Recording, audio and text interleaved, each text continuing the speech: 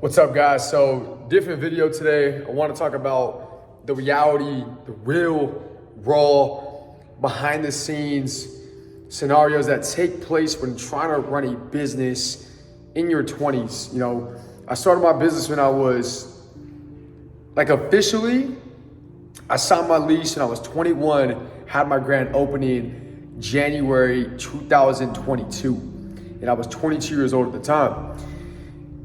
You know, in the beginning, I would always hear people say things like, wait, don't start a business when you're young, or things like, you know, you don't know what you want when you're young, and, you know, things along that nature. And I'm starting to understand. I'm 26 years old now. I turned 27 in September, and I'm starting to understand why I can see starting a business when you're young can absolutely be the wrong idea. And not knowing what you want is absolutely true. How can you? You don't know what you want, especially when you're an entrepreneur or when you're young. Not only are you going to go through changes naturally because you're young, your brain is still developing. You know, you still have, you know, very, very loose viewpoints on the world because those are not really your viewpoints. They're usually passed down from whoever, you know, raised you and wherever you grew up at. And another reason why I think your viewpoints will change is because as an entrepreneur, your literal job. See, people think when you're an entrepreneur, your job is to build businesses and, you know, create things, which is true. Yes, that is part of the journey. But what you have to do and what you must do when you're an entrepreneur, this is a guarantee, you have to constantly change in pretty much. The person you used to be has to die over and over. It's a continuous cycle. My fucking arm's getting tired. Let me put this phone down real quick. If you guys have been watching my YouTube videos, you would see that lately I've been, I guess you could say having fun, showing you guys like my day-to-day life and operations. But the reality is that that's not what my life typically really is. Recently, I just got back involved in, you know, operations with my team and my employees. I created such a strong bond with my team. And it was definitely a strategy I wanted to take. You know, I look at other people who work for these corporations or these other jobs or even other small businesses, and I noticed a lot of these people are like looking at the clock, like they're clocking in, wondering when they're gonna get out, and just kind of like counting down the hours. And I never wanted that for my business. So I took a different approach. With my team, I was like, you know what? I'm gonna make these guys like appreciate me and love the brand. Now I will say this approach, you know, it has upsides and downsides. If you take this approach and you want to build a team that really loves you way past the job, like they would go to war for you, or like they actually see you as like family or a friend, then you're gonna have to go join the other side sometimes. And what I mean is, like, you know, you typically don't want to mix your personal life with your, you know, career life, right? You don't really want to go out with, you know, your colleagues too often. You don't want to do things like that. But I think sometimes there's a way where if you do it right, that you can get a certain return, a way bigger return than you would get if somebody you didn't take the risk in building that connection with. Now, the downside can be things like, you know, not setting the right like line where, hey, like, let's all not forget that we're, you know, we're here to play a role, right? We have to keep that in there. That has to stay there. If it doesn't stay there and you let things kind of slide under the rug, it just grows. And that's when resentment gets built. That's when people stop doing their jobs, or they forget what job they're really in, or they forget who you are to them. And, you know, that's something that I always try to, you know, make sure that's there. Like, hey, you know, we all have a position to play here. Let's make sure we all contribute accordingly.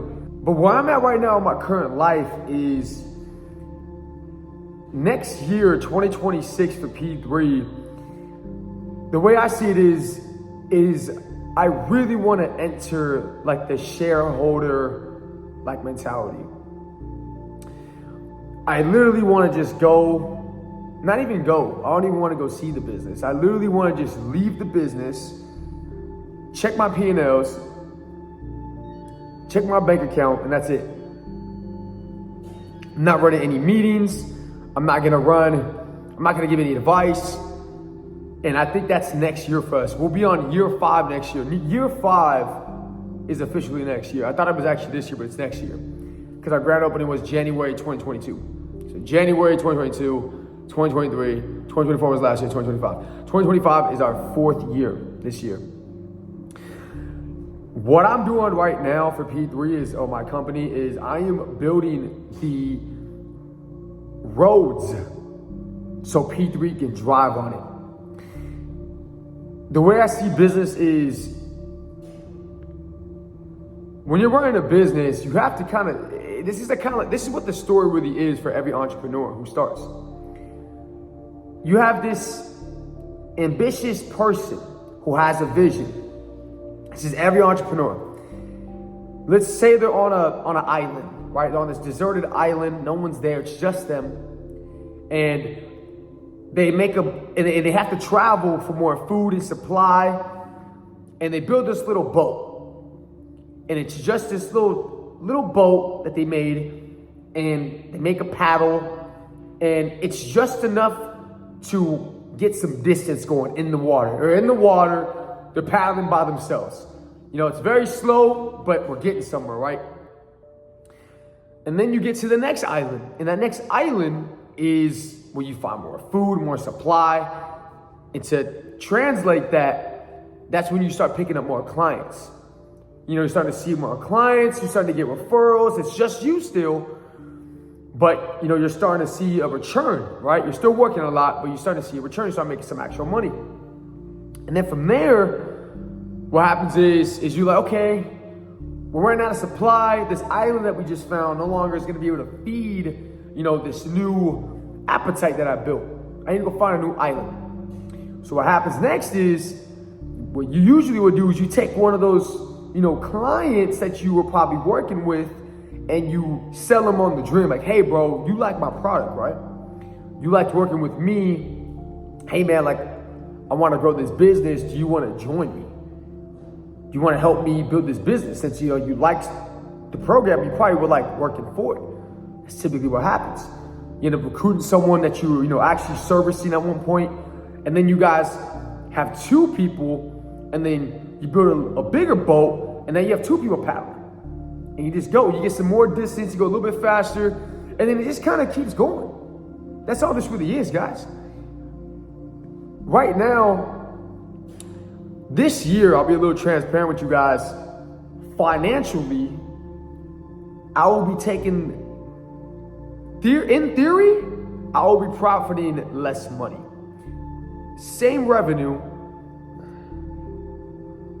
Got a phone call. Same revenue, but less profit. And here's the reason why.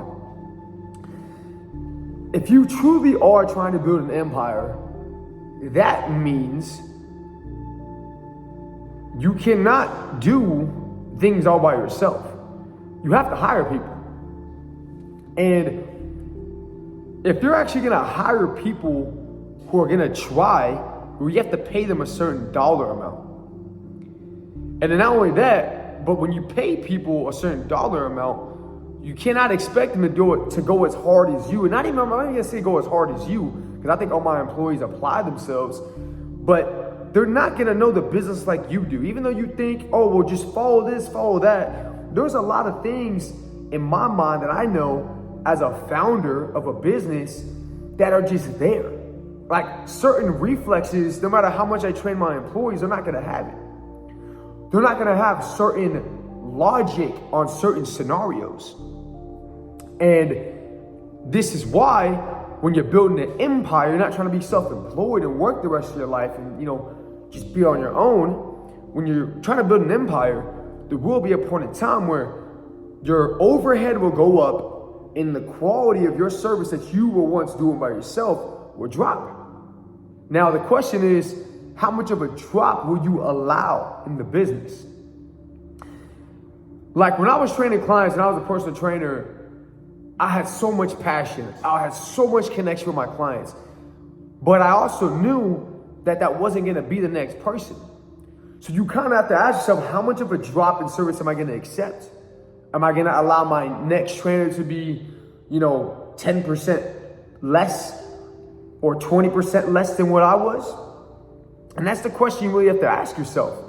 And the more you allow, or I would say the less you allow to drop from that, level of service that you were at, the more you're gonna have to stay involved and stick around, because getting people to perform at 95% of what you've done, oh my God, I don't even think it's possible. I think you're lucky if you get 80% from somebody to do what you used to do. So I'm at a point in my career where, man, I don't even know how the fuck I got to this point, but I got about 9.7 thousand every 2 weeks in payroll. And I think like $5,000 in taxes every 2 weeks is fucked up. Or no, $5,000, yeah, about $5,000 in taxes. And I got a big old building for my business. And sometimes it feels like a lot, I'll be honest with you guys. But the question I ask myself all the time is, what do I want? Because if I wanted to make more money, it'd be a really simple process. I would fire my person in sales. I would fire about 2 of my trainers.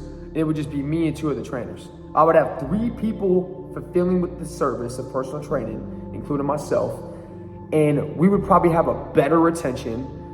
I would close more deals, and I would have a lot more money because I would save about $6,000-7,000 a month on payroll. And I would probably pay people under the table. I would literally pay my employees under the table. But the thing is, I keep getting fucking calls. But the thing is, that's not what I want. I don't want to make just more money. And I think this is a big misconception with a lot of entrepreneurs who get started, is that a lot of the times when we do things, like when I started my career as an entrepreneur, I'm a personal trainer, gym owner now. I never started because I wanted more money. I needed money because I was broke as fuck. I come from a poor family. But I did it because I had a desire to want to help other people. That was my purpose. I wanted to just provide value to other people. And for me, it was getting in shape and providing workouts and just kind of being like that mentor I never had. And that's what my business ended up becoming.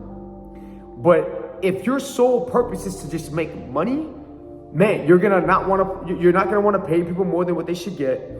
You're gonna always try to get rid of certain softwares or things you think you don't need, or you're gonna try to pay people under the table. I just think making money as an entrepreneur, yes, that should, I'm actually not gonna say that. Making money as an entrepreneur should not be the goal.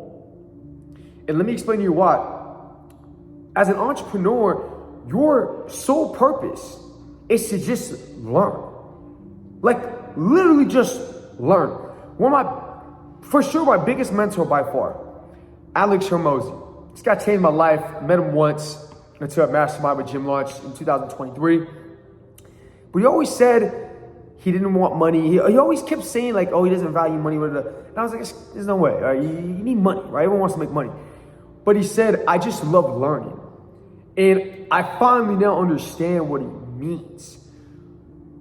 Every time I learn a new system, or there's a problem in the business on the back end, or there's a leaky bucket, we lose, retention is a problem with retention, and we figure it out, I literally get the nastiest dopamine hit, and I'm just like, oh my God, this is what he's talking about.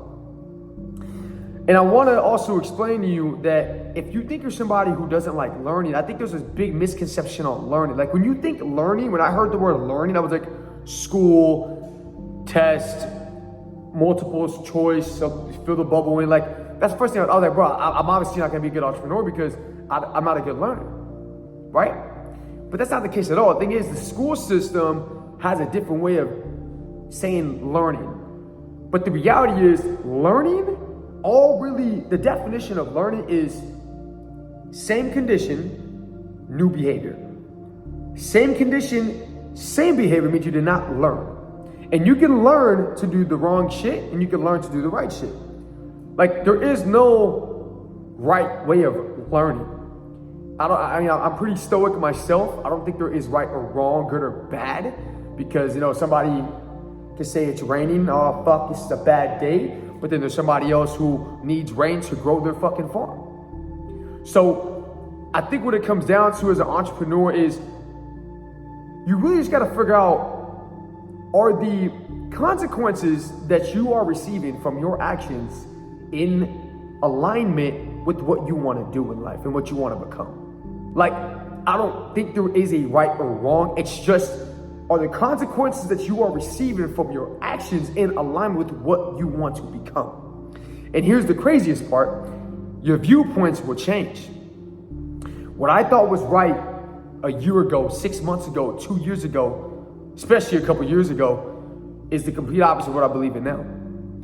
And I think that's the beauty of entrepreneurship, is that you're always on this constant cycle of just always switching your mind. And that's why you'll have new friends. That's why you'll run through old friend groups. This is why it's difficult to maintain relationships when you're an entrepreneur, because you literally have to die to your old self every time. You have to literally become a new person like every quarter in order to figure this shit out. You have to change as an entrepreneur all the time. You have to switch up. It's a matter of the people around you. Are they willing to switch up with you? And if they're not, I can guarantee you they will not be around. I have a lot of old friends I used to see. Nothing wrong with them. These guys, good guys. Just, we weren't going the same direction. And the fucked up part is, maybe at some point in your entrepreneurial journey, you guys were going the same direction. But because in entrepreneurship, your direction will change so many fucking times, it is so hard to have people who are willing to stick around in your circle, because not because they don't like you, they just misunderstand what's going on, and it may feel like you're leaving them or you're like, leveling up, whatever the fuck people want to call it. To sum this up, I'm not really too sure where I was going. I just kind of wanted to jump on here and speak my mind. I know lately I've been putting out a bunch of vlogs and kind of showing you guys, I guess, the good part about my life. I mean, going to the gym and being a part of the operations is fucking fun. It really is. But being here by myself, sitting in my fucking room for 16 hours, trying to figure out how to not grow the business, but make this business last 25 years, that shit is painful. Because it's just critical thinking. There is no manual for this shit. No one can really help you, to be honest.